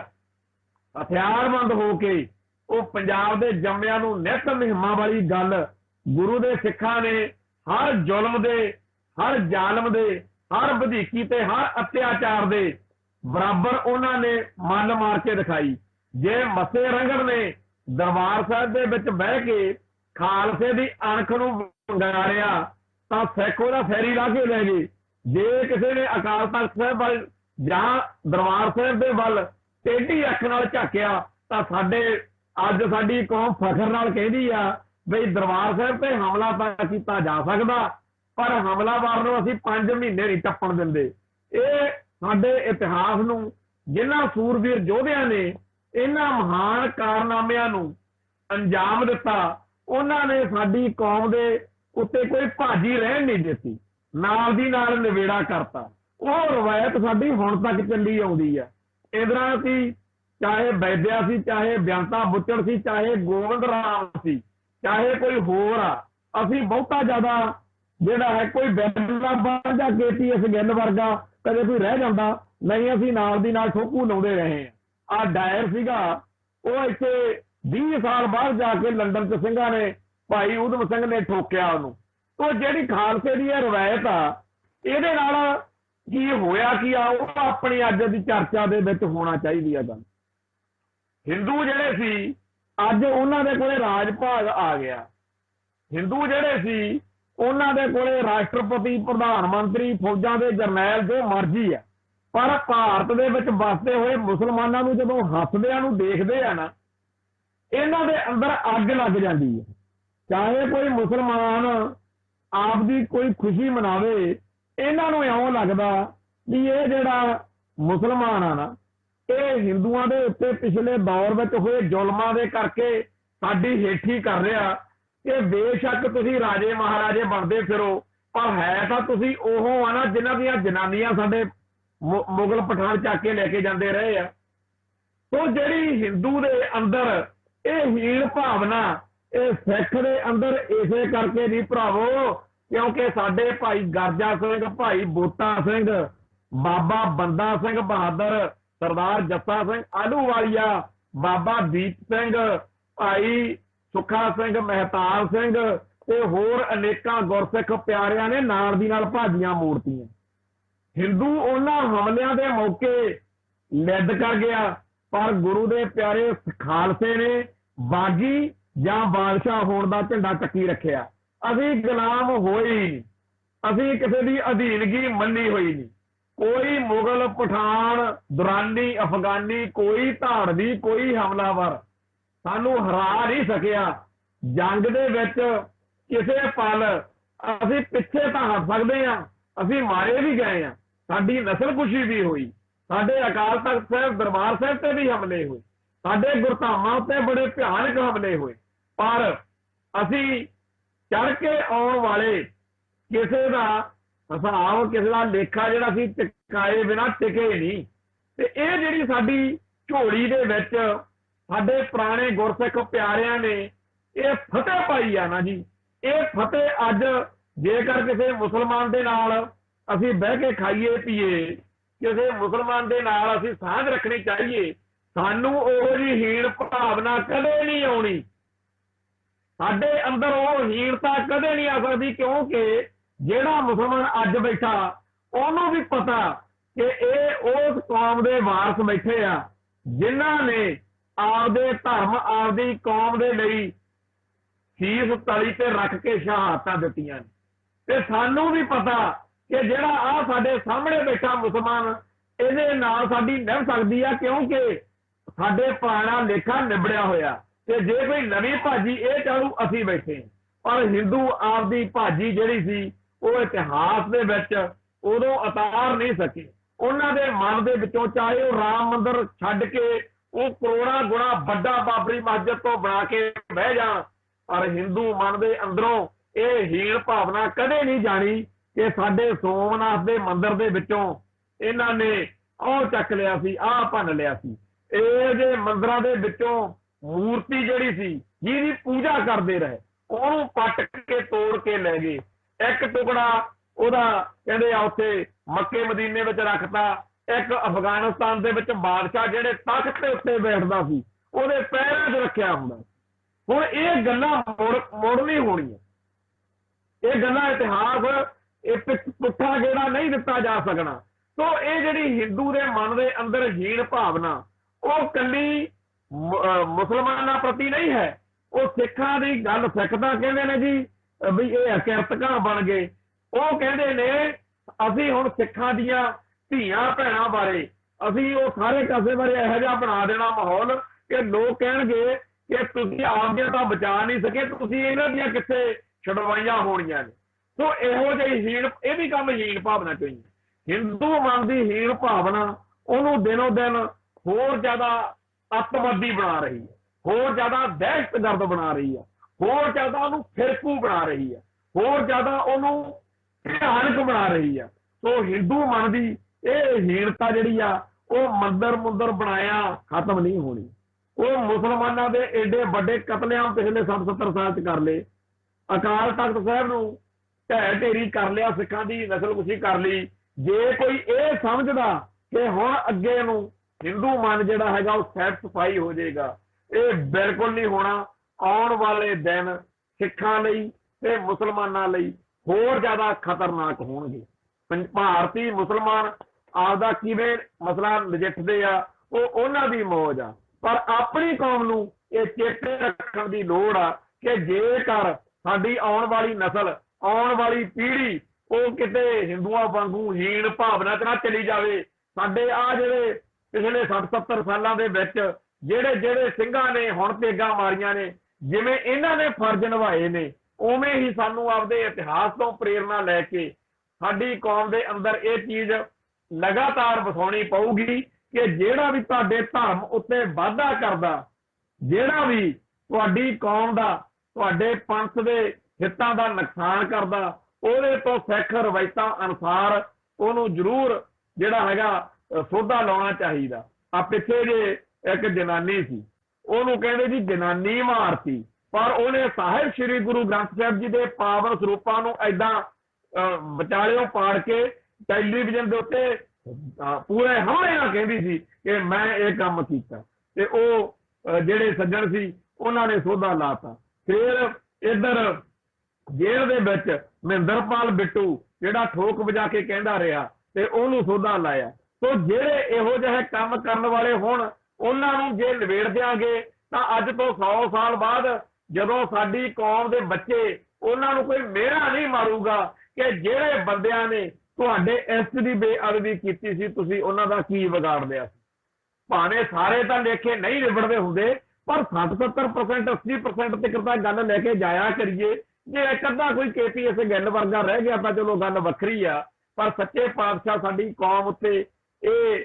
ਜਿਹੜੀ ਆ ਕਿਰਪਾ ਬਣਾਈ ਰੱਖਣ। ਹੁਣ ਤੱਕ ਕਿਰਪਾ ਬਣੀ ਹੋਈ ਆ, ਸਾਨੂੰ ਹੀਣ ਭਾਵਨਾ ਨਹੀਂ ਹੈ, ਸਾਨੂੰ ਚੜ੍ਹਦੀ ਕਲਾ ਦਾ ਅਹਿਸਾਸ ਹੈ। ਪਰ ਜੇਕਰ ਆਪਦੇ ਇਤਿਹਾਸ ਤੋਂ ਟੁੱਟ ਗਏ ਫਿਰ ਆਪਾਂ ਮਾਰੇ ਜਾਵਾਂਗੇ। ਸੋ ਅੱਜ ਜਦੋਂ ਆਪਾਂ ਮੱਸੇ ਰੰਗੜ ਦੇ ਗਾਟੇ ਲਾਉਣ ਵਾਲੇ ਦਿਹਾੜੇ ਮੌਕੇ ਇਹ ਚਰਚਾ ਕਰ ਰਹੇ ਆ ਤਾਂ ਮੈਨੂੰ ਫਖਰ ਮਹਿਸੂਸ ਹੁੰਦਾ ਕਿ ਨਹੀਂ, ਅੱਜ ਸਾਨੂੰ ਕੋਈ ਮਿਹਣਾ ਮਾਰਨਾ ਸੀ ਕਿ ਦਰਬਾਰ ਸਾਹਿਬ ਦੇ ਵਿੱਚ ਮੱਸਾ ਰੰਗੜ ਆਹ ਕੁਛ ਕਰਦਾ ਰਿਹਾ, ਤੁਸੀਂ ਉਹਦਾ ਕੀ ਵਿਗਾੜ ਲਿਆ ਸੀ। ਉਹਨਾਂ ਸਿੰਘਾਂ ਦਾ ਤੇ ਹੋਰ ਜਿੰਨੇ ਵੀ ਗੁਰਸਿੱਖ ਪਿਆਰੇ ਪੰਥ ਲਈ, ਧਰਮ ਲਈ, ਕੌਮ ਲਈ ਸੋਚਦੇ ਆ, ਉਹਨਾਂ ਸਾਰਿਆਂ ਦਾ ਧੰਨਵਾਦ ਕਰਦਾ ਹੋਇਆ ਸਮਾਪਤੀ ਕਰਦਾ। ਫਤਿਹ ਅਰਜ਼ ਕਰਦਾ। ਬੋਲਦਿਆਂ ਕੋਲੋਂ ਕੋਈ ਸ਼ਬਦ ਉੱਚਾ ਨੀਵਾਂ ਬੋਲਿਆ ਗਿਆ ਹੋਵੇ ਸੰਗਤ ਬਖਸ਼ਣਯੋਗ ਹੈ। ਨਾਨਕ ਨਾਮ ਚੜ੍ਹਦੀ ਕਲਾ, ਤੇਰੇ ਭਾਣੇ ਸਰਬੱਤ ਦਾ ਭਲਾ। ਵਾਹਿਗੁਰੂ ਜੀ ਕਾ ਖਾਲਸਾ, ਵਾਹਿਗੁਰੂ ਜੀ ਕੀ ਫਤਿਹ।